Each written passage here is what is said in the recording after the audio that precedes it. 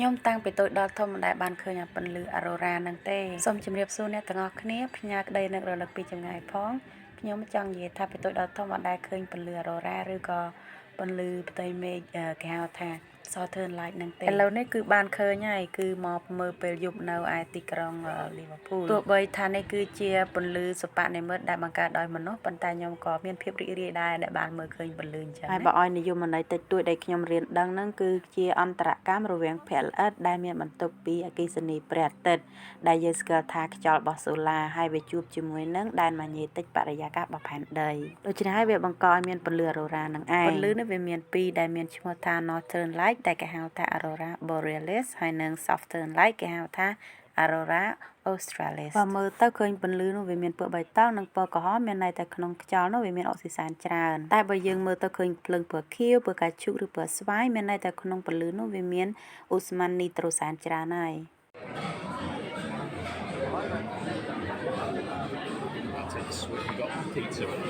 Did you try it? I haven't yet.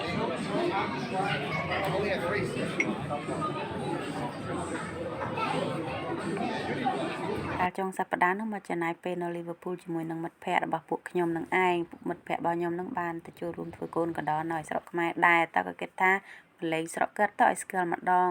មិនសូវឆ្ងាយប្រហែលដែរជិះរទេះភ្លើងតា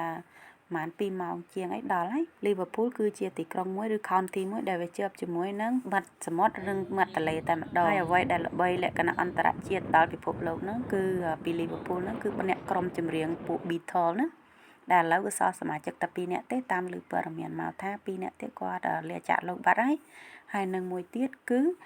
បាល់ទាត់ភាគច្រើនយើងតែងតែឮថាបាល់ទាត់ក្រុមបាល់ទាត់មកពី Liverpool មែនអត់ខ្ញុំក៏តែងឮដែរតែមិនសូវដឹងរឿងអីគេប្រហែលទេគ្រាន់តែឮឈ្មោះឮអីចឹងទៅបានថ្ងៃរះស្អាតទេសភាពគេក៏ស្រស់ស្អាតផងដែរគឺថាមានផ្ការេកស្គុះស្គាយតែម្ដងនៅក្នុងសួនឧទ្យានជាតិឃើញថានៅស្រុកនេះគេឲ្យតម្លៃនិងគេរៀបចំសួនឧទ្យានជាតិច្រើនគ្រប់ទីកន្លែង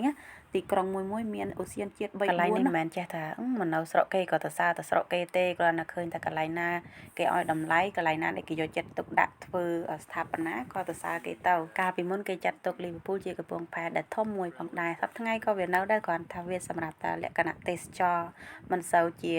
លក្ខណៈធ្វើពាណិជ្ជកម្មអីចឹងណាសារតែទីក្រុងនេះវានៅជិតសមុទ្រដូច្នេះហើយសម្បូរអាសត្វស៊ីកុលនេះមែនតើសត្វនេះឆ្លាតណាស់ហាក់ខ្លាចមនុស្សទេវាគិតថាមនុស្សឲ្យចំណីវាហើយបើសិនអង្គុយសង់ទីម៉ងផ្លិចមើលអីវាអាចបតក់លាមកនៅលើក្បាលយើងបដៅនេះគេធ្វើសួនស្អាតមួយក្បែរ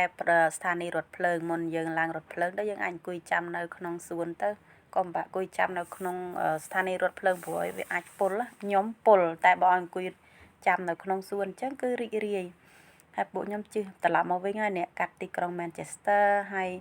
មកដល់ស្រុកខ្ញុំគឺខុសគេតែម្ដងស្រុកដែលខ្ញុំរស់នៅគឺជាតំបន់ភ្នំសម្បូរព្រៃឈើនិងសម្បូរភ្នំជាពិសេសអបថារដូវនីតិកាលរដូវនេះវិញគឺថាបៃតងខ្ចីតែម្ដងខ្ញុំប្រាប់មើលដោយផ្នែកទៅទេស្អាតជាងខ្ញុំថតទូរស័ព្ទនេះទៅទៀតគាត់ណាទូរស័ព្ទរបស់ខ្ញុំហ្នឹងមិនបាច់និយាយច្រើនអីទេវីដេអូរបស់ខ្ញុំមានតែប៉ុណ្្នឹងឯងអរគុណច្រើនបងប្អូន